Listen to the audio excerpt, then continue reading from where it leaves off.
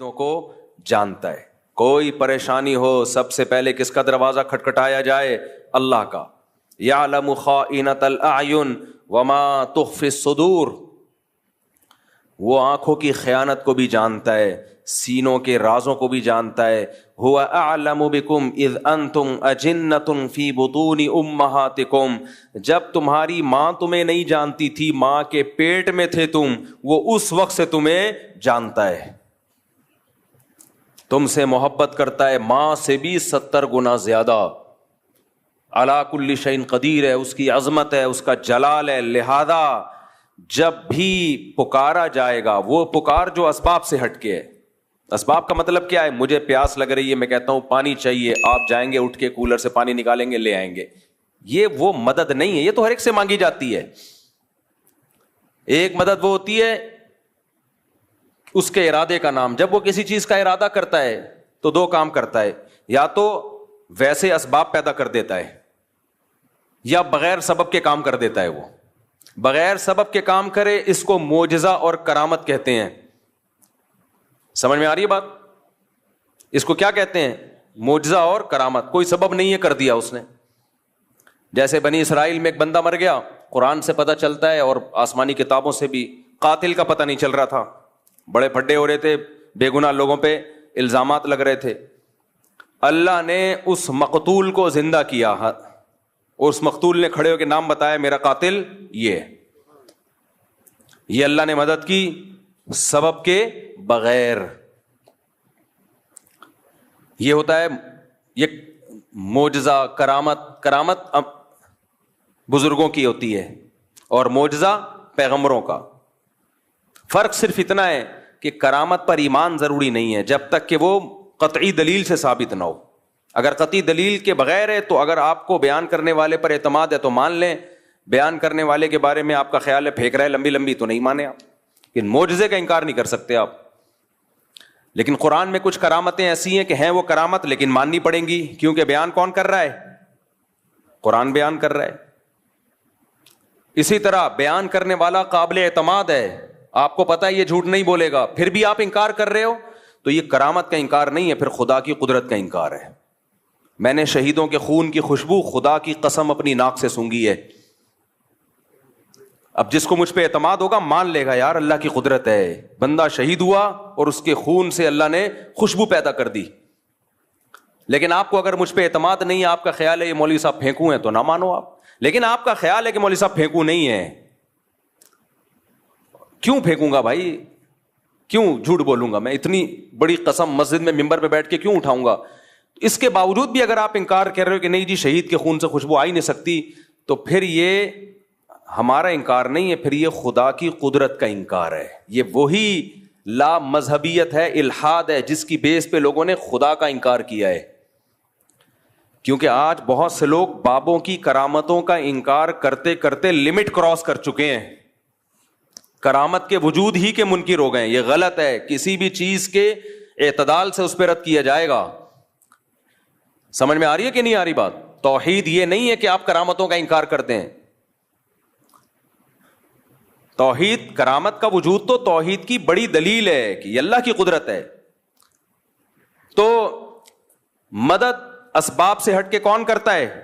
بولو اللہ. اب اللہ جب مدد کرتا ہے تو دو طریقے ہوتے ہیں اس کے, یا تو بغیر سبب کے کر دے گا, جیسے میں نے مثالیں دی. فرعون کو, موسیٰ علیہ السلام کو فرعون سے کیسے بچایا؟ ناکامی کے نقشے پہلے پیدا کیے. حضرت موسیٰ علیہ السلام نکلے بنی اسرائیل کو لے کر, گھوڑے پہ جا رہے ہیں, دوڑتے ہوئے, راستہ بھلا دیا اللہ نے, صحیح ہے نا. آگے پانی ہے, سمندر ہے, پیچھے فرعون. بنی اسرائیل نے کہا انا لمدرکون, مارے گئے, بس آگے پانی, پیچھے اتنا بڑا لشکر گئے. اب اسباب کی دنیا میں بچنے کا کوئی چانس تھا ہے بھائی؟ امپاسبل. موسیٰ علیہ السلام کا اللہ پہ اعتماد, تو یہ جو اعتماد ہے یہ ہے وہ محبت جو کس کو دی جا رہی ہے؟ معبود کو. اگر وہاں کوئی سائنٹسٹ آ کے حضرت موسیٰ علیہ السلام کو کہتا کہ میں کوئی ابھی ایسا کروں گا, ایک توپ ایجاد کر لوں گا اور ان فرعونیوں پہ آپ بمبارمنٹ کرو گے, موسیٰ علیہ السلام مان لیتے اس کی بات؟ بولو نہیں. اس پہ توکل کرتے نہ. بھائی اسباب کی دنیا میں ممکن نہیں ہے, ایسا نہیں ہو سکتا, اتنی جلدی کچھ بھی نہیں ہو سکتا. لیکن وہ معبود کس کو مانتے تھے؟ اللہ کو, صرف اللہ کو, صرف اللہ. عیسائی صرف اللہ نہیں کہتے, مسیح علیہ السلام کو بھی ساتھ میں ملا لیتے ہیں. نا نا نا, صرف ایسے موقع پہ صرف کون؟ اللہ. کوئی پیغمبر, کوئی ولی, کوئی فرشتہ نہیں, کیونکہ اب اسباب سے ہٹ کے مدد کرنے کی بات ہو رہی ہے. اس کی قدرت کس کے ہاتھ میں ہے؟ اللہ کے ہاتھ میں. یہ محبت اور یہ تعلق اللہ کے علاوہ کسی اور کو دیا. آپ 100 دفعہ کہو کہ میں صرف ایک اللہ کو مانتا ہوں, اللہ کہے گا تم ایک اللہ کو نہیں مانتے, تم صرف زبان سے بولتے ہو, حقیقت میں تم نہیں مانتے, جھوٹ بولتے ہو تم. آپ کہہ رہے ہو مسیح سے بھی دعائیں مانگی جائیں, مریم سے بھی دعائیں مانگی جائیں علیہم السلام, اور پھر کہو ہم ایک خدا کو مانتے ہیں, تو آپ کے کہنے سے اللہ نہیں مان لے گا اس بات کو. اللہ کہے گا میں نہیں مانتا, میں اس کو مانوں گا کہ یہ ایک خدا کو مانتے ہیں جو مصیبتوں میں صرف کس سے مانگے گا؟ صرف اس اللہ سے مانگے گا. تو موسیٰ علیہ السلام نے اس موقع پہ کیا کہا؟ ان معی ربی, میرے ساتھ کون ہے؟ اللہ. کیا مطلب؟ وہ مدد کرنا چاہے گا تو کر دے گا. حضرت موسیٰ کے علم میں بھی نہیں تھا کہ کیسے کرے گا, کیونکہ اب تک تو حضرت موسیٰ نے لاٹھی کو سانپ بنتے ہوئے دیکھا تھا نا, تو یہ لاٹھی سانپ بن کے کتنے فرعونیوں کو کھا لیتی بھائی, کیا خیال ہے؟ پیچھے سے سینکڑوں ہزاروں کا لشکر آ رہا ہو اور آپ کے ہاتھ میں ایک اژدہا ہو, وہ اژدہا کچھ کر لے گا؟ کچھ بھی نہیں کر پائے گا. وہ کتنوں کو کھائے گا وہ؟ بلکہ آنے والا سب سے پہلے اژدہا پہ وار کرے گا کہ پہلے اس کو قتل کرو. تو اللہ مدد کرتا ہے بعض دفعہ بغیر سبب کے, کہتا ہے چلو بھائی. اللہ نے پھر موسیٰ علیہ السلام کو وحی کی کہ یہ لاٹھی کو آپ پانی پہ ماریے. حضرت موسیٰ نے لاٹھی پانی پہ ماری اور فکان کل فرق کالطود العظیم, وہ جو پانی تھا 2 پارٹ میں ڈیوائڈ ہو کے پہاڑوں کی طرح کھڑا ہو گیا, سارا جمع ہو گیا ایک طرف. اس سے بھی پتا چلتا ہے کہ معجزہ ہو یا کرامت ہو, اس میں ولی یا پیغمبر کے ارادے کا دخل نہیں ہوتا. بہت سے لوگ کہتے ہیں جب موسیٰ علیہ السلام لاٹھی کو سانپ بنا سکتے ہیں, سمندر کے 2 ٹکڑے کر سکتے ہیں, تو ہمارے نبی مشکل کشا کیوں نہیں ہو سکتے؟ بھائی نہ موسیٰ علیہ السلام مشکل کشا, نہ سید الانبیاء مشکل کشا. مشکل کشا صرف ایک اللہ کی ذات ہے جس کے پاس اختیارات ہیں. حضرت موسیٰ کے پاس اگر سمندر کو توڑنے کا اختیار ہوتا تو خود سے کر لیتے نا یہ کام. وہ تو اللہ نے کہا کہ اے موسیٰ آپ لاٹھی کو پانی پہ ماریے. حضرت موسیٰ کو نہیں پتا کیا ہونے والا ہے, آپ کو جو حکم دیا جا رہا ہے آپ اس پہ عمل کریں. اب یہاں ایک سوال پیدا ہوتا ہے کہ لاٹھی کو پانی پہ مارنے کی کوئی سائنٹیفک لاجک ہے؟ کبھی دنیا میں ایسا ہوا کہ لاٹھی کو پانی پہ ماریں تو پانی ٹھہر جائے؟ ہل جاتا ہے اور زیادہ. تو سوال پیدا ہوتا ہے کہ اللہ ڈائریکٹ کیوں نہیں اللہ نے کر دیا؟ موسیٰ علیہ السلام نے اللہ سے کہا کہ اللہ ہماری مدد کر, اللہ نے کہا ٹھیک ہے, اور پانی کو روک دیا اللہ نے. کیا خیال ہے بھائی؟ روک دیتے اللہ تعالیٰ کلمہ کن کی طاقت سے, چلو بھائی نکل جاؤ. موسیٰ کو کیوں کہا جا رہا ہے علیہ السلام کو کہ لاٹھی مارے پانی پہ؟ کیوں؟ اللہ تعالیٰ کے کاموں میں نا ایک حکمت نہیں ہوتی, ایک کام میں 20 حکمتیں حاصل ہوتی ہیں. موسیٰ کلیم اللہ کی لاٹھی پانی پہ اس لیے مروائی جا رہی ہے کہ لوگوں کے دلوں میں موسیٰ کی فضیلت بھی بیٹھے کہ اللہ یہ کام خود بھی کر سکتا تھا لیکن اپنے کلیم کی لاٹھی سے یہ کام لے رہا ہے, یہ بتانے کے لیے کہ اس سے میرا جو تعلق ہے, وہ موسیٰ کلیم اللہ سے جو مجھے محبت ہے, وہ تم میں کسی اور سے وہ محبت نہیں ہے. اس کی لاٹھی سے میں سمندر کے 2 حصے میں ٹکڑے کروں گا. تو جیسے اللہ پیغمبر کی فضیلت کو بیان کرنے کے لیے کام خود کرتا ہے, لاٹھی اور ہاتھ پیغمبروں کا استعمال کرتا ہے, ایسے ہی بعض ولی اللہ ہوتے ہیں جن کی فضیلت کو بیان کرنے کے لیے کام اللہ کرتا ہے, ہاتھ کس کا استعمال ہوتا ہے؟ بزرگ کا, تاکہ لوگوں کو پتا چلے کہ سارے بابے 2 نمبر نہیں ہوتے, کچھ بابے 1 نمبر بھی ہوتے ہیں. بعض لوگوں نے بابوں کا انکار کرتے کرتے خود بابے بن گئے اور باقی سارے بابوں کی نفی کر دی. یہ غلو ہے. سمجھتے ہو جب نہیں پڑھو گے رات کو تو کیسے سمجھو گے بات کو؟ دیکھو سلیمان علیہ السلام نے کہا کہ ایکم یاتینی بعرشھا قبل ان یاتونی مسلمین، اپنے دربار میں کہا ملکہ سبا اپنے کنٹری سے آ رہی ہے، اس کے آنے سے پہلے کون ہے جو اس کا تخت اٹھا کے لے آئے گا؟ ایک جن نے کہا میں لے آؤں گا، اتنی ٹائم لگے گا اس میں، ایسا نہیں ہوگا ڈھن گیا آ گیا، تھوڑا ٹائم لگتا ہے آنے میں اور جانے میں۔ ایک بزرگ تھے جن کے پاس انجیل کا زبور کا علم تھا، انہوں نے کہا انا آتیک بہ قبل ان یرتد الیک طرفک، اے پیغمبر آپ کی پلک جھپکنے سے پہلے میں وہ تخت حاضر کروں گا۔ یہ کہا اور تخت حاضر۔ تو یہ کیا تھا؟ معجزہ تھا یا کرامت تھی؟ کرامت، کیونکہ غیر نبی کے ہاتھ پہ، اور ہر ولی کی کرامت پیغمبر کا معجزہ ہوتا ہے، پیغمبر کا معجزہ، کیونکہ وہ ولی کے ہاتھ پہ کرامت اسی لیے ظاہر ہوتی ہے کہ وہ اس پیغمبر پر ایمان لاتے ہیں، اگر ایمان نہ لاتے تو وہ کرامت ظاہر نہیں ہوتی۔ تو یہ پیغمبر کی فضیلت ہے۔ اب یہ لوگ کہتے ہیں سلیمان علیہ السلام کے ہاتھ پہ تو کرامت ظاہر ہوئی نہیں، بزرگ کے ہاتھ پہ ہو گئی، یا آج کل لوگ کہتے ہیں نا ہم جب بزرگوں کی کرامتیں بیان کرتے ہیں، یہ کرامت یہ کریں، صحابہ کے ہاتھ پہ تو ہوئی نہیں، تم لوگ کے بزرگوں کے ہاتھ پہ ہو گئی۔ یہ ممکن ہے کہ ایک کی فضیلت زیادہ ہو اس کے ہاتھ پہ کرامت ظاہر نہ ہو، اور ایک کی فضیلت کم ہو اس کے ہاتھ پہ کرامت ظاہر ہو جائے، یہ ممکن ہے۔ سلیمان علیہ السلام کا مقام زیادہ تھا، وہ تخت نہیں لے کر آئے، بزرگ کا مقام کم تھا، انہوں نے سیکنڈوں میں تخت حاضر کر دیا۔ اب جو شرک ذہنیت والے لوگ ہیں وہ کہیں گے دیکھو اللہ نے بزرگوں کو بھی اختیارات دے رکھے ہیں، سیکنڈ میں تخت یہاں سے وہاں اٹھا کے لے آئے، اسی لیے ہم داتا دربار پہ جاتے ہیں کہ وہ سیکنڈوں میں حمل ٹھہروا دیں۔ میاں بیوی میں حمل نہیں ٹھہر رہا، دوائیں کھا کھا کے پاگل ہو گئے، تو وہاں جائیں گے تو حمل ٹھہر جائے گا، صحیح ہے نا؟ ایک دفعہ جائیں گے حمل ٹھہر جائے گا، ان کو ہی پاس یہ اختیارات ہیں۔ ہم جائیں گے تو ہمارے آنے والی مصیبتوں کو وہ دور کر دیں گے۔ جب ان کو کہا جاتا ہے یہ تو شرک ہے، تو کہتے ہیں پھر سلیمان علیہ السلام کے دور کے بزرگ نے یہ جب کیا شرک، وہ بھی تو شرک تھا، تو جواب کیا ہے؟ بھائی وہ بزرگ نے نہیں کیا، وہ کس نے کیا ہے؟ اللہ نے کیا ہے،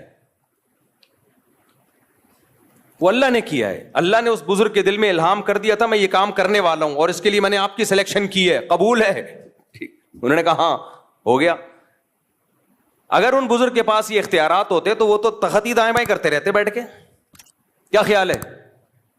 آج اگر کوئی بزرگ ہو جس کے پاس یہ اختیار ہو، وہاں سے وہ امریکہ کے صدر کا تخت اٹھا کے یہاں لے آئے، اس کی اب تخت کا دور گیا، اب کرسیاں آ گئی ہیں کہ جی امریکہ کے صدر کی کرسی چاہیے مجھے تاکہ میں بیٹھ کے اس پہ صدر امریکہ بن جاؤں، ٹھک کرسی آئی، تو وہ صاحب کیا کرتے؟ یہ جو لوڈنگ کا جتنا کام ہے ان کا سارا بزنس ٹھپ۔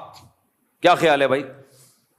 ہمیں فرنیچر چاہیے گھر میں، جی بیٹی کی شادی ہے، جہیز کے لیے لالو کھیت گئے یا طارق روڈ گئے لوڈنگ کے لیے، یار اس بزرگ کو فون ملا یہ بیڈ کسی سے نہیں اٹھ رہا ہے، ٹھک بیڈ دلہن کے کمرے میں، بلکہ دلہن ہی اٹھوا کے لے آؤ، رخصتی کی ضرورت کیا ہے؟ گاڑی جائے گی، پاں پاں پاں وہ باجے بجیں گے، پھر جوتا چھپائی اور 20 قسم کے خرچے ہیں۔ بزرگ کو رابطہ کیا حضرت دلہن کا ویٹ کافی زیادہ ہے اور گاڑی ابھی فوراً مل نہیں رہی ہے، اور ابا رخصتی کرنے میں تاخیر بہت کر رہے ہیں اس کے ابا، ایسے بھی ابا ہوتے ہیں مارکیٹ میں۔ بزرگ کیا کرتے؟ بھائی میرے اتنے ریٹ ہیں اور میں صدقہ کروں گا کیونکہ میں بزرگ ہوں، وہ کھاؤں گا نہیں، میں مختلف علاقوں میں تعاون کروں گا، اتنے پیسے دے، ٹھک دلہن کہاں؟ آپ کے بیڈ پہ۔ تو اگر یہ داتا بزرگوں کے پاس یہ اختیارات آ جائیں نا تو اس کائنات کا نظام تباہ و برباد ہو جائے۔ تو وہ جو سلیمان علیہ السلام کے پاس جو بزرگ تھے وہ بھی ایک ہی دفعہ تخت لے کر آئے ہیں، ایسا نہیں ہے کہ بار بار تخت دائیں سے بائیں کرتے رہیں بیٹھ کے۔ وہ تو اللہ نے دل میں ڈال دیا کہ میں ایک دفعہ آپ کے ہاتھ پہ یہ کرامت ظاہر کرنا چاہتا ہوں۔ تو کرامت اسی طرح ہی ہوتی ہے، اختیارات نہیں آ جاتے کسی کے پاس کہ جب کریں جیسے کریں وہ فوراً ہونا شروع ہو جائے، یہ نہیں ہوتا۔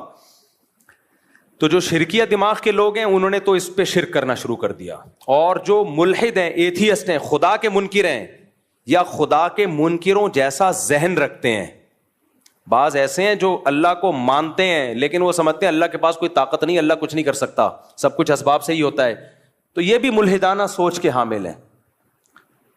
تو یہ والے اسکالر بھی بزرگوں کی کرامت کا انکار کرتے ہیں کہ ایسا کیسے ہو گیا, ایسا کیسے ہو گیا. تو سمجھ لو یہ اصل میں تو لیبل یہ لگا رہے ہیں کہ ہم شرک کی نفی کر رہے ہیں, لیکن شرک کی نفی کی آڑ میں اصل میں اللہ کی قدرت کا انکار کر رہے ہیں, یہ کہ اللہ یہ نہیں کر سکتا.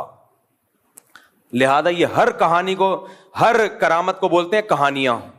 ہر کرامت کو کیا بولتے ہیں؟ کہانیاں سنا رہا ہے.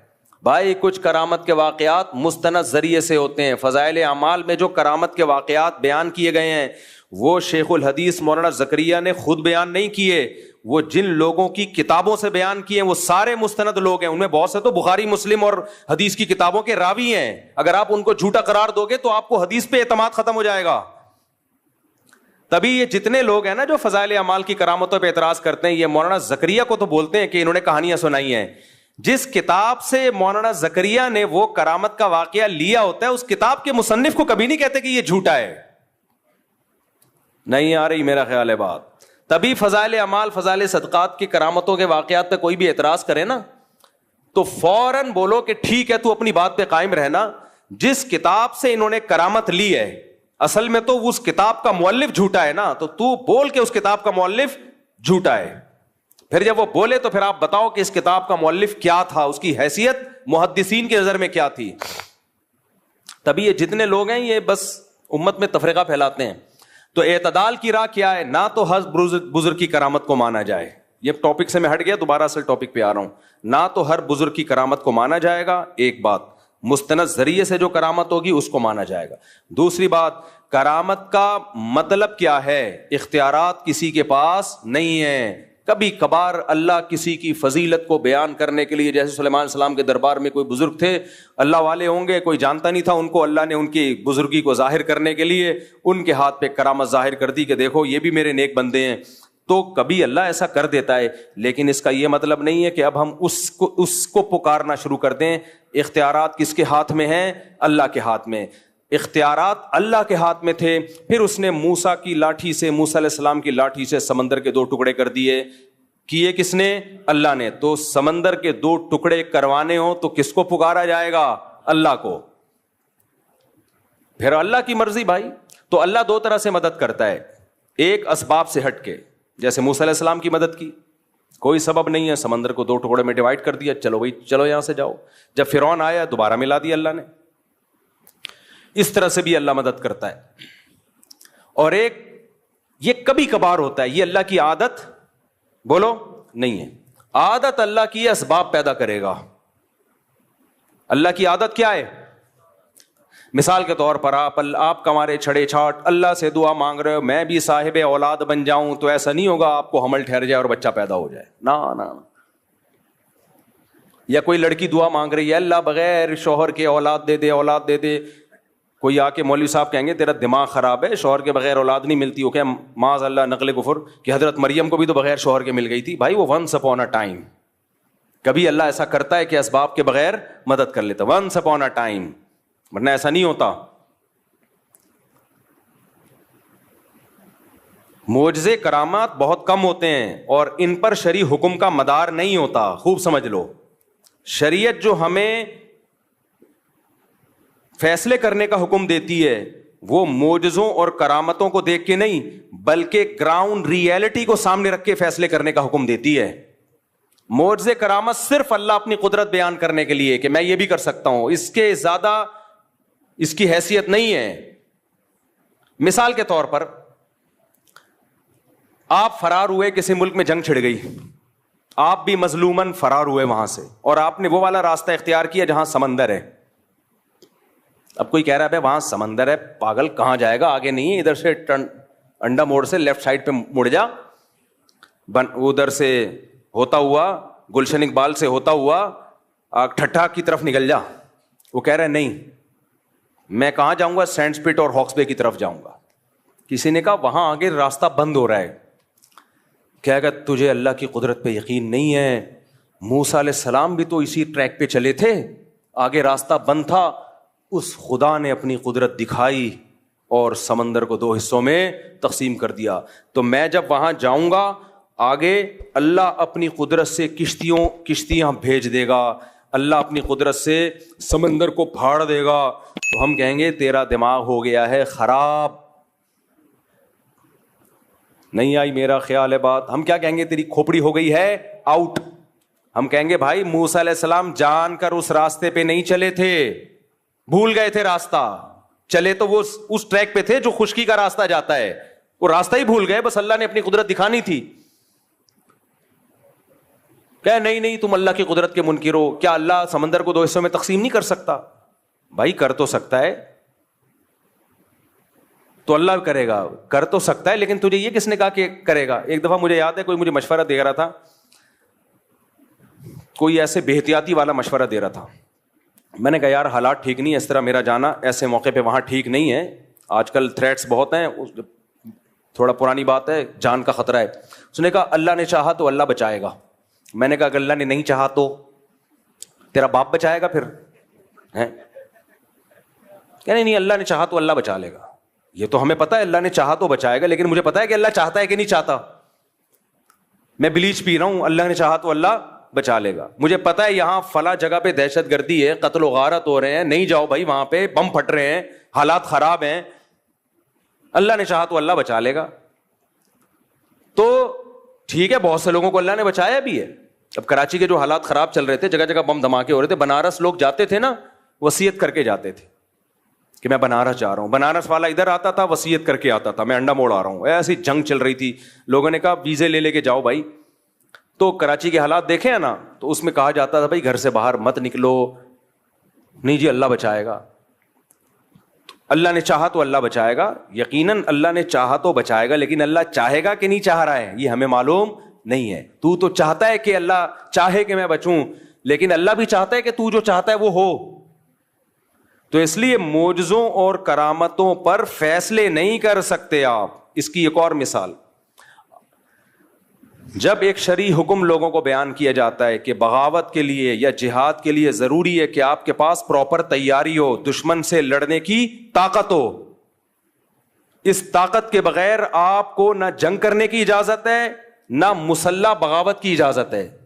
جب تک آپ کے پاس پاور نہیں ہے, سامنے ٹینک ہیں آپ کے پاس, اس کے مقابلے میں نہ ٹینک ہے نہ جہاز ہے, کچھ بھی نہیں ہے, تو آپ کیسے بغاوت کرو گے؟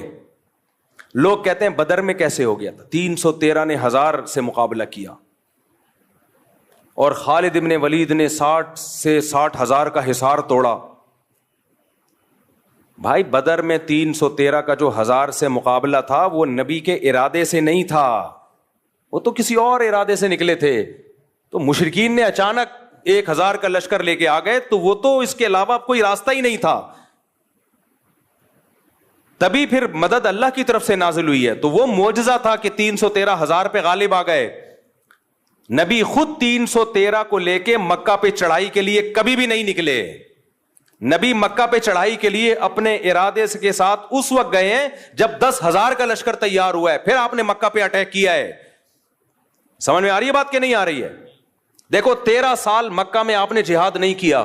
کچھ لوگ کہتے ہیں ایمان نہیں بنا تھا. نا, اس وقت کا جو ایمان تھا وہ بعد میں اس لیول کا ایمان تو کبھی بن ہی نہیں سکتا, کیونکہ قرآن کہہ رہے جو ہجرت سے پہلے ایمان لے آئے نا ان کا ایمان سب سے تگڑا ہے.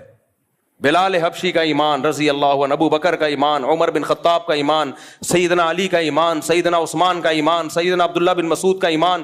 یہ وہ لوگ تھے جب اسلام انتہائی کمزور تھا, ایسے پاورفل ایمان والے لوگ تھے یہ. اس وقت منافق کا تصور ہی نہیں تھا, لیکن آپ نے جہاد کیا اس 13 سال میں. بولو صبر صبر صبر صبر کی تلقین. اتنا ظلم ہوا ہے, خباب ابن ارت رضی اللہ تعالیٰ عنہ نبی کے پاس آئے کہ مجھے میرا مالک جو ہے آگ کے انگاروں پہ لٹاتا ہے, اور اتنے بڑے بڑے کھڈے پڑ گئے تھے کمر میں. یا رسول اللہ الا تستنصر لنا, آپ اللہ سے ہمارے لیے مدد کی دعا کیوں نہیں کرتے؟ تو خباب ابن ارت یہ بھی تو کہہ سکتے تھے یا رسول اللہ آپ تلوار اٹھائیں ہم جہاد کرتے ہیں, یا نبی کہتے تلوار اٹھاؤ ہم کیا کرتے ہیں جہاد. نہیں کیا. آپ نے فرمایا صبر کرو, ایک دن آنے والا ہے کہ ایک عورت زیور سے آراستہ ہو کے صنعاء تک چلے گی, اتنا لمبا راستہ طے کرے گی, کوئی اسے خوف نہیں ہوگا, ایسا امن دنیا میں قائم ہونے والا ہے. لیکن تستعجلون, تم جلدی کر رہے ہو. تو کیوں تلوار نہیں اٹھائی؟ اس لیے کہ بہت تھوڑے تھے اور کافر بہت زیادہ پاور میں تھے. گراؤنڈ ریئلٹی اور اسباب کو سب سے زیادہ فوکس اسلام کرتا ہے. تبھی تو مسلمان دنیا میں مار کھا رہے ہیں, بیٹھے ہوئے پھینک رہے ہوں گے, بس باتیں کر رہے ہوں گے, کسی بھی چیز کا کوئی سبب اختیار نہیں کرتے. نہ صحت کا سبب, بے موقع توکل. تو نبی نے مکہ میں 13 سال صبر کیا ہے, کیونکہ طاقت بولو نہیں تھی. اتنے سے لوگ نہیں لڑ سکتے بھائی, اتنوں سے. حضرت بلال کے سینے پہ پتھر رکھے جا رہے ہیں, وہ پتھر نہیں ہٹا سکتے, اور ایسی قوم کو حکم دیا جائے کہ تم ان کے خلاف کیا کرو, لڑائی شروع کر دو. وہاں اتنا کر سکتے تھے کہ جان بچا کے مکہ سے نکل جائیں. جان بچا کے کیا کریں؟ یہ نکلنا بڑا مشکل تھا, مکہ والے نکلنے نہیں دے رہے تھے. اس کے لیے آپ صلی اللہ علیہ وسلم نے پلاننگ کی ہے. جب مشرکین نے آپ کے قتل کا فیصلہ کیا تو اللہ نے وحی کی کہ اب آپ مکہ سے نکل جائیں, کیونکہ یہ آپ کو قتل کرنا چاہتے ہیں. تو اس کے لیے بھی پلاننگ کی ہے کہ مکہ اور مدینہ کا جو راستہ تھا وہ استعمال نہیں کیا گیا, کیونکہ مشرکین کو پتا تھا اسی ٹریک پہ چلے ہوں گے. نہ اپوزٹ والا راستہ جو مدینہ سے دور کر دیتا ہے, اس راستے پہ آپ چلنا شروع ہوئے. تو آپ تو معجزہ اور کرامت, آپ کے ہاتھ پہ تو معجزے ظاہر ہوتے تھے. آپ کہتے بھائی چلو نکلو یار, بچانے والا کون ہے؟ اللہ ہے بھائی. جس اللہ نے موسیٰ کو بچا لیا سمندر کے 2 ٹکڑے کر کے, وہ مجھے کیوں نہیں بچائے گا؟ چلو نکلو. نہ فرمایا یہاں سے نہیں ادھر سے جائیں گے, تاکہ کسی کو شک ہی نہ ہو, کسی کو وہم ہی نہ ہو. تو معجزے اور کرامت کے واقعات سن کے نا, یہ صرف اللہ کی قدرت پہ ایمان لانا ہے ہم نے, کہ اللہ کبھی کبھار اس طرح بھی مدد کر لیتا ہے. کرنا وہی ہے جو اسباب کہہ رہے ہیں. کتنے شوگر کے مریضوں کو دیکھا ہے رسگلے کھا رہے ہوتے ہیں, کہتے ہیں موت تو ایک دن لکھی ہوئی ہے اور اللہ ہے بچانے والا. تو میں ان سے کہتا ہوں موت لکھی ہوئی ہے, تیری بہت جلدی لکھی ہوئی ہے, کیونکہ اللہ کو پتا تھا یہ شوگر کا پیشنٹ ہے, لڈو کے ڈبے کھا جائے گا, لہذا اگلی 1 جنوری سے پہلے فرشتوں کو آرڈر ہوا ہوتا ہے کہ اس کی لکھی ہوئی ہے 31 دسمبر کے 12 بجنے سے پہلے اس کو اٹھا لینا, ڈیٹ چینج نہیں ہونی چاہیے. لکھا ہوا تو ہوتا ہے, لیکن وہ لکھا ہوا ہماری حرکتوں کے حساب سے ہی ہوتا ہے. سمجھ میں آ رہی ہے بات کہ نہیں ہے؟ موت لکھی ہوئی ہے, لیکن اس میں حرکتیں بھی لکھی ہوئی ہیں کہ یہ اتنی جلدی مر جائے گا. کیوں؟ کام سارے مرنے والے کرے گا یہ, اس لیے کیا ہو جائے گا, جلدی مرے گا. تو موت کا ایک دن یقیناً متعین ہے, لیکن اس کے اسباب بھی متعین ہے. سمجھتے ہو کہ نہیں سمجھتے ہو؟ تبھی مسلمانوں میں آپ دیکھ لو, موٹا ہے تو موٹا ہی ہوتا چلا جا رہا ہے, پھیلتا چلا جا رہا ہے. غیر مسلم اسباب کو فوکس کر رہے ہیں, وہ صبح اٹھ کے ورزش بھی کرتے ہیں. میں تھائی لینڈ میں گیا تو فجر کی نماز کے بعد میں نے دیکھا فل مارکیٹیں کھلی ہوئی ہیں, ایسے جیسے کھچا کھچ رش ہوتا ہے بازار میں. ابھی سورج نکلا ہے اور اتنی مارکیٹیں فل. ہمارے یہاں تصور ہے 12 بجے بھی مارکیٹیں نہیں کھلی ہوتی. تو یہ قوم صحت مند رہ سکتی ہے؟ کھائے جا رہے ہیں. میرے صرف پراٹھے والے بیانات کو فوکس کیا ہوا ہے, ورزش والے بیانات کو فوکس کیا ہی نہیں ہے. تو نہ کوئی فزیکل ایکٹیویٹی ہے, نہ کوئی, پھر بیمار ہوتے ہیں. بھائی اللہ, بیماری بھی اللہ کی طرف سے, صحت بھی اللہ کی طرف سے. اللہ بہت بڑے ہیں, یقیناً اللہ بہت بڑے ہیں. اسی وجہ سے تجھے ان لڈوؤں کی وجہ سے بیمار کر رہے ہیں, اسی وجہ سے کر رہے ہیں تجھے. تو معجزے اور کرامت برحق ہیں, لیکن یہ بتانے کے لیے کہ مایوس مت ہونا. بعض دفعہ سارے اسباب فیل ہو جاتے ہیں, ہم نے تو اسباب ہی اختیار کرنے ہیں بھائی کامیابی کے لیے, جیسے نبی نے اختیار کیے. مکہ میں جہاد نہیں کیا آپ نے, پھر غزوہ بدر میں بھی ایک اتفاقی واقعہ ہو گیا, ورنہ آپ کا ارادہ 1000 کے لشکر سے لڑنے کا نہیں تھا. پھر احد میں بھی مشرکین نے پہل کی تھی, آپ نے بڑھ کے مکہ پہ حملہ نہیں کیا. تو دفاعی پوزیشن میں آپ لڑے ہیں کہ دفاع کرو اپنا, وہ تو کرنا بنتا ہے نا, وہ تو کرنا ہی کرنا تھا, دفاعی پوزیشن. پھر غزوہ خندق میں چاروں طرف سے قبائل نے مل کے حملہ کا ارادہ کیا, تو بھی آپ نے دفاع پہ اکتفا کیا, بڑھ چڑھ کے ان پہ حملے نہیں کیے. بھائی دفاع کرو کسی طریقے سے, اس میں مشورے لیے. مشورے کیسے لیے؟ صحابہ کرام نے یہ جنگ پہلے کبھی دیکھی نہیں تھی کہ چاروں طرف سے مل کے کوئی حملہ کر لے. تو آپ نے سلمان فارسی کو بلایا کہ فارس میں تم نے کبھی ایسی جنگ دیکھی ہے؟ انہوں نے کہا ہاں ہم نے دیکھی ہے. کیا کرتے ہو؟ خندقیں کھودتے ہیں ہم تاکہ دشمن اندر نہ آئے. اب اس کے علاوہ کوئی آپشن ہی نہیں تھا. وہ خندقیں کھودنا آسان کام نہیں تھا. وہ ایسا نہیں ہے کسی بلڈنگ کے لیے ایک گڑھا کھودا جا رہا ہے, چاروں طرف وہ تمام ایریاز جہاں سے دشمن کے آنے کا خطرہ ہے, اتنے بڑے گڑھے کھودے جائیں کہ دشمن کا اونٹ اور گھوڑا ان کو کراس کر نہ سکے. یہ آسان کام تھا, جبکہ مدینہ اکنامکلی اس وقت انتہائی کمزور تھا. بھوک سے نڈھال ہو رہے ہیں لوگ, پیاس سے نڈھال ہو رہے ہیں, پیٹ پہ پتھر باندھ رہے ہیں, لیکن آپ کدال لے کے گڑھے کھود رہے ہیں. وہاں بھی تو آپ کہہ سکتے تھے بھائی یہ تو بہت مشکل کام ہے, مدد کا وعدہ کس نے کیا ہے؟ بولو, اللہ نے کیا ہے. مدد کا وعدہ اللہ نے کیا ہے تو اتنی ٹینشن نہیں بھائی. بس تھوڑا بہت مشورہ میں نے لے لیا حضرت ابو بکر سے, حضرت عمر سے. باقی فارس کے لوگ کیا کرتے ہیں ایسے موقع پہ, وہ تو ہے کافر. ہم لوگ ہوتے ہیں بولتے ہیں کافر کا بچہ ہے, اس کی ٹیکنالوجی کو کاپی کر رہے ہو, کافر کے بچے ہو. ہم ایسے ہی کہتے ہیں نا, وہ کافر کا بچہ ہمیں بتائے گا کہ ہم نے کیسے جنگ لڑنی ہے. تو حضرت سلمان فارسی مومن تھے, لیکن جو اسٹریٹجی تھی وہ کس کی لے کر آ رہے تھے؟ فارسیوں کی, جو اس وقت آگ کی پوجا کرتے تھے. تو نبی نے وہ اس کو قبول کیا کہ بہترین سجیشن ہے. جب اپنا پورا کام کمپلیٹ کیا تو پھر معجزے ظاہر ہونا شروع ہوئے. پھر معجزے ہوئے ہیں کہ ایک سرید کا پیالہ وہ 20 لوگوں کے لیے کافی ہو گیا. ایک دودھ کا پیالہ, ایک پیالہ ہے اور سارے صحابہ اس کو پی رہے ہیں, وہ پیالہ ختم نہیں ہو رہا, کیونکہ جو آپ کا کام تھا آپ نے کر لیا. اب اللہ اسباب کو فیل کر کے وہ کام جو ہمارے بس میں نہیں ہے وہ کون کرے گا؟ اللہ کرے گا. تبھی لڑنا فوجوں کا کام ہے جن کے پاس پراپر ٹریننگ ہوتی ہے. ہمارے یہاں ہر بندہ اٹھ کے خلافت کی تحریکیں چلانا شروع کر دیتا ہے کہ کب تک ان حکمرانوں کا ظلم سہوگے, جہاد کرو ان کے خلاف. میرا بھی ایک کلپ چل رہا ہے جس میں میں کہہ رہا ہوں کہ اگر پاکستان میں حالات خراب ہوئے نا, ہمیں دنیا میں کوئی پناہ نہیں دے گا. ہم نے تو بہت لوگوں کو پناہ دی ہے, ہمیں کوئی نہیں دے گا. اس لیے حکمرانوں کو برا بلا کہنا چھوڑ دو. اور آگے میں نے وضاحت کی ہے, برا بلا کہنے کا مطلب مسلح بغاوت, جائز تنقید کرو, یہ میں نے کہا ہے. لیکن میرا کلپ لوگ ادھورا چلا رہے ہیں. لو مفتی صاحب کہہ رہے ہیں حکمرانوں کو برا بلا بھی نہیں کہہ سکتے, جو مرضی کرتے رہیں. یہ میں نے نہیں کہا. جائز تنقید 100 دفعہ کرو, دھرنے بھی دو, کنٹینر لا کے رکھو, اپنے مطالبات پورے کرواؤ. اگر نہیں کروانے ہوتے میں عدالتی خلا کے خلاف اتنا کیوں چیختا؟ میرا مقصد ہے مسلح تحریک کی طرف مت جاؤ, بم دھماکے, مار دھاڑ.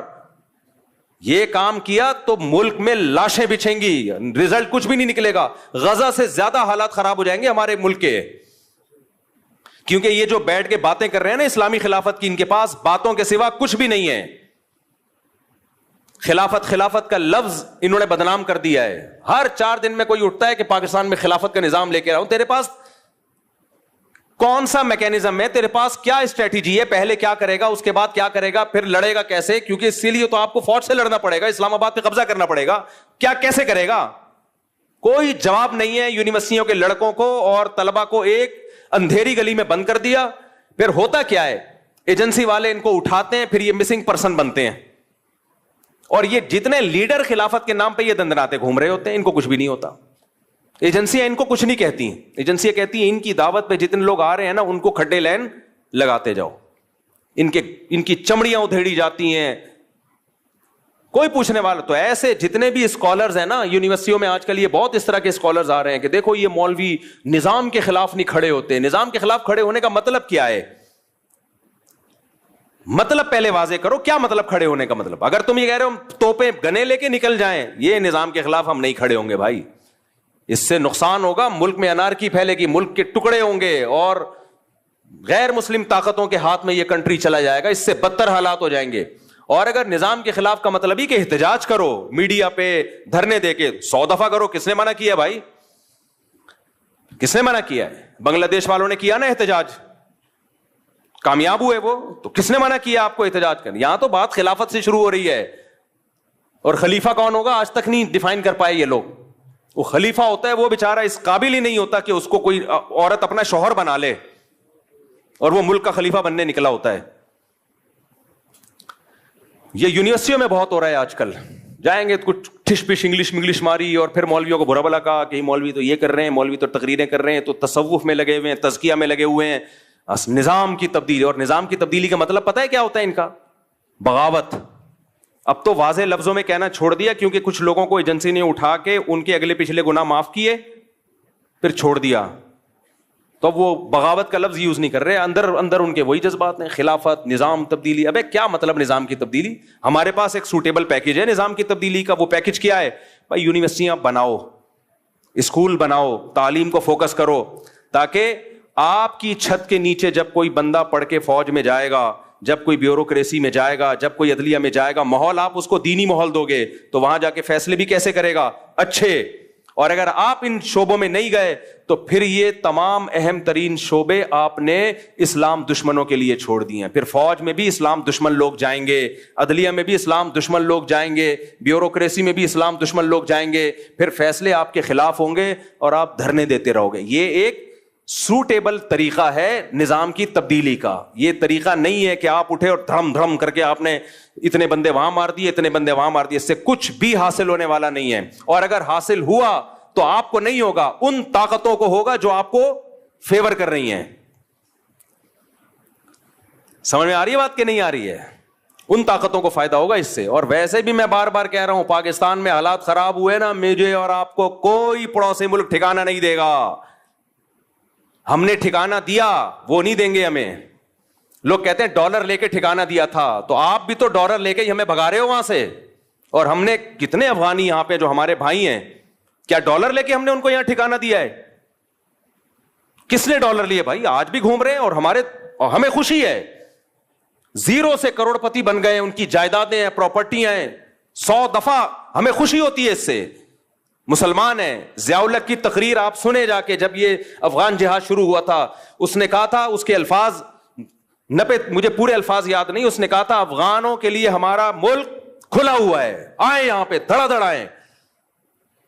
آپ نے اس سارے احسانات کو 2 منٹ میں دھجیاں اڑا دی کہ تم نے تو ڈالر کے لیے کیا تھا. تو ہمیں کوئی بھی نہیں رکھے گا. اور معلومات جب تک آتھینٹک معلومات نہ ہو نا, تبصرہ مت کیا کرو. آتھینٹک معلومات یہی ہیں کہ تمہیں کوئی بھی نہیں رکھے گا. صحیح ہے, اس ذہن میں رکھ. نہ پڑوسی رکھیں گے, چاہے وہ اسلامی حکومت ہے, ہم سے اچھے ہوں گے, 100 دفعہ اچھے ہوں گے, ان کی بڑی قربانیاں ہیں, 100 دفعہ قربانیاں ہیں, ان کے شہیدوں کے خون سے خوشبوئیں آئی ہیں, 100 دفعہ آئی ہیں, لیکن مجھے اور آپ کو نہیں رکھے گا کوئی بھی. یہ ذہن میں رکھنا. اور صرف یہ نہیں کہ رکھیں گے نہیں, لتر مار کے باہر نکالیں گے, لتر مار کے بولیں گے دفع ہو یہاں سے. عزت سے بھی نہیں نکالیں گے, لتر مار کے نکالیں گے. ویسے ہی ملاقات کے سلسلے میں چلے گئے تو ٹھیک ہے, رہنے کے لیے گئے لتر مار کے نکالیں گے, لتر مار کے. یقین نہیں آتا, جاؤ, چلے جاؤ. سمجھتے ہو؟ باقی ان کی قربانیوں کا کوئی انکار نہیں ہے. جو اسلام نافذ کیا اس کا کوئی انکار نہیں ہے, 100 دفعہ. اور سب ہمارے بھائی ہیں بھائی, کسی سے نفرت پھیلانا مقصد نہیں ہے. جتنے پڑوسی ملک ہیں ہم تو انڈیا سے دوستی کے قائل ہیں, جو خالصتاً کافر ملک ہے. بس صرف اتنی نالج دینا مقصد ہے کہ تمہیں کوئی رکھے گا نہیں. سمجھ رہے ہو؟ اور صرف نکالیں گے نہیں, لتر مار کے نکالیں گے. اس پہ لوگ اعتراض کر رہے ہیں میرے بیانات پہ. میں تو جو گراؤنڈ ریئلٹی وہ بیان کر رہا ہوں. باقی تو ہم تو دوستی کے قائل ہیں بھائی, اور جو بھی ہیں پڑوسی ملک کے ہمارے بھائی ہیں. 100 دفعہ آج بھی ہم ان کے لیے قربانی دینے کے لیے تیار ہیں, 100 دفعہ تیار ہیں. اس کو ہم سب سے بڑا جہاد سمجھتے ہیں. لیکن میں یہ بتا رہا ہوں کہ بس جو ظرف آپ کا ہے وہ ساری دنیا کے سب لوگوں کا نہیں, اس لیے اپنے ملک کی حفاظت کرو. آج ہم کسی کو پناہ بھی اس لیے دے رہے ہیں, بھی اس لیے رہے ہیں کہ ہمارے پاس ایک کنٹری ہے. نہیں ہوا ختم. جب بات کو میں سمیٹ کے ختم کرتا ہوں تو اللہ 2 طرح سے مدد کرتا ہے انسانوں کی. بعض دفعہ اسباب کے بغیر, جیسے معجزے و کرامات. لیکن اللہ کی عادت کیا ہے؟ اسباب پیدا کر دیتا ہے. کیا پیدا کر دیتا ہے بھائی؟ اسباب. ایسی جگہ سے اسباب پیدا کرتا ہے جہاں سے آپ کا گمان بھی نہیں ہوتا.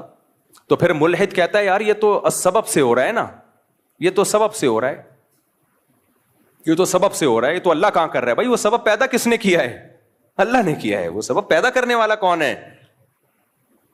اسلام جو دنیا میں آیا غالب آئے وہ بھی تو اسباب سے آیا نا. وہ اسباب پیدا کس نے کیے؟ اللہ نے کیا. ایسی جگہ سے اللہ اسباب پیدا کرتے ہیں جہاں سے آپ کا گمان بھی نہیں ہوتا. اور بعض دفعہ اسباب فیل کون کرتا ہے؟ اللہ. آپ سمجھتے ہو بہت دولت آ گئی, بہت کچھ ہو گیا, آپ اللہ کو بھلا دیتے ہو, اللہ آپ سے دولت چھین لیتا ہے. چھینتا کیسے ہے؟ سبب پیدا کر دیتا. کوئی ایسی بیماری لگا دی, ساری دولت اس بیماری میں خرچ, جائیدادیں تقسیم ہونا, جائیدادیں بکنا شروع. ایسے لوگ ہم نے دیکھے ہیں, ایک بیماری ہوئی, علاج میں زیرو ہو گئے بالکل, کروڑوں کروڑوں روپے جو انہوں نے کمائے تھے ختم, بھیک مانگنے پہ آ گئے. حضرت حکیم اختر صاحب رحمہ اللہ تعالیٰ ایک واقعہ بیان کیا کرتے تھے, ابھی بھی ان کا بیان انٹرنیٹ پہ پڑا ہوا ہے, کہ گلشن اقبال میں ایک سیٹھ صاحب رہا کرتے تھے, ہر وقت مولویوں کی برائی, مولوی ایسے مولوی ایسے. کچھ لوگوں کو پتہ نہیں, کوئی اللہ وافر میں کوئی بچپن میں کچھ الٹے سیدھے واقعات شاید ہو جاتے ہیں ان کے ساتھ کسی 2 نمبر مولوی کے, تو وہ ہر مولوی کو برا سمجھتے ہیں. بھائی ہر مولوی برا نہیں ہوتا یار, تو ان کو ٹھڑک ہو جاتی ہے, کوئی مولوی ایسے مولوی ایسے مولوی ایسے. ایک صاحب مجھے ملتا ہی مولوی ایسے مولوی ایسے مولوی ایسے مولوی 2 نمبر. نے کہا کیا ہو گیا بھائی؟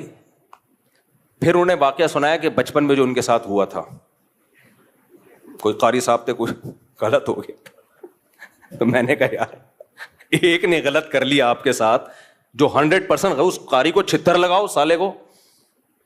لیکن یہ تھوڑی کہ سارے قاری ایسے یار, سارے مولوی ایسے. ایک ونس اپون اے ٹائم آپ کے ساتھ ہو گیا, اور آپ کو بھی تو چاہیے تھا نا کہ تھوڑا سا اتنا, اس کی تو 100% غلطی ہے, لیکن آپ نے جو اندھا اعتماد کیا, وہ کہہ رہے میں تو بزرگ سمجھ کے گیا تھا اس کے پاس.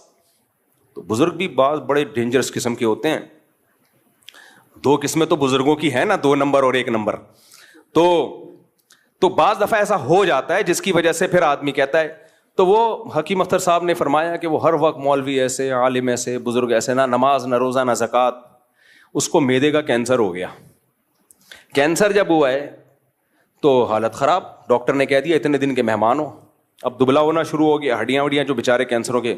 تو اس کو اللہ نے توبہ کی توفیق دے دی. اس کو اندازہ ہو گیا جو میری جو دبدباہٹ اور روب, اور سارے ڈاکٹر آج سائنس اپنی ترقی کی انتہا کو پہنچی ہوئی ہے, 1 کروڑپتی آدمی کو زندگی نہیں دے سکتی. جوان بھی تھا. اس کو اندازہ ہو گیا بھائی یہ سب مادی اسباب کی 2 ٹکے کی حیثیت نہیں ہے, موت اپنی آنکھوں سے نظر آ رہی. حکیم اختر صاحب نے فرمایا کہ اس نے سارے علماء کو بلایا, سب سے معافیاں مانگی, بھائی مجھ سے غلطی ہوئی ہے, توبہ کی اور دنیا سے چلا گیا. یہ پرانے زمانے کے ملحد تھے, جب لتر پڑھتے تھے تو اللہ یاد آ جاتا تھا. آج کے ملحد اتنا ڈھیٹ ہے نا, صبح و شام عذاب اپنی آنکھوں سے دیکھے, پسے ابو جہل کی طرح. کیا عبداللہ بن مسعود اس کی سینے پہ بیٹھے ہوئے ہیں گردن کاٹنے کے لیے؟ اس کو مان لینا چاہیے تھا نا, اسلام غالب آ گیا. دیکھو 313 کو اللہ نے 1000 پہ غالب کیا, لیکن وہ کیا کہتا ہے, نیچے سے گردن کاٹنا, مرنے کے بعد پتہ چلے کسی سردار کی گردن ہے. سمجھ رہے ہیں, مرنے کے بعد پتہ چلے. آج کے ملحد ایسے ہیں, ابو جہل جیسے. تو اس لیے میرے بھائی جو محبت اللہ کو دینی ہے وہ محبت کیا ہے؟ پکارنا صرف اس کو ہے. تو کرسچینٹی سے بھائی جو ہمارا مذاق اڑا ہے, ہم ہر مسیحی کو نہیں چھیڑتے, جو اسلام کا مذاق اڑا رہا ہے نا, مسلمانوں نے ٹالرنس نہیں ہے, برداشت نہیں ہے, یہ نہیں ہے, وہ نہیں ہے. بھائی مسلمان کا جرم تمہارے جرموں سے ہلکا ہے.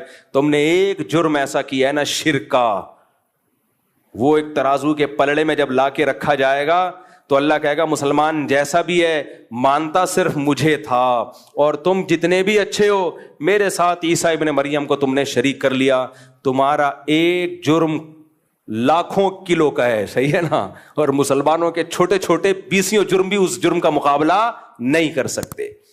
اللہ ہمیں عمل کی توفیق عطا فرمائے. موضوع کچھ اور تھا لیکن چلو.